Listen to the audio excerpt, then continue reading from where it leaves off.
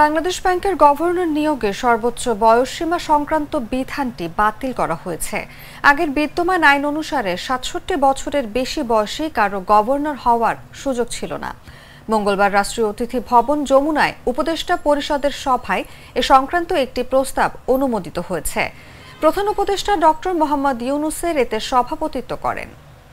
বিজ্ঞপ্তিতে বলা হয়, এ পদে বয়সসীমা ৬৭ বছর নির্ধারিত থাকায় আর্থিক খাতে দক্ষতা ও অভিজ্ঞতা সম্পন্ন ব্যক্তিকে গভর্নর হিসেবে নিয়োগের ক্ষেত্রে প্রতিবন্ধকতা তৈরি করে।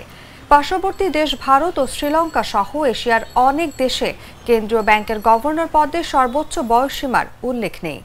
এমতাবস্থায় বাংলাদেশ ব্যাংকের গভর্নরের সর্বোচ্চ বয়সসীমা সংক্রান্ত ১৯৭২-এর বাংলাদেশ ব্যাংকের গভর্নরের বয়স সংক্রান্ত আর্টিকেল ১০-এর ক্লজ ৫-এর প্রবিষ্টি বিলুপ্ত করার প্রস্তাব অনুমোদিত হয়েছে।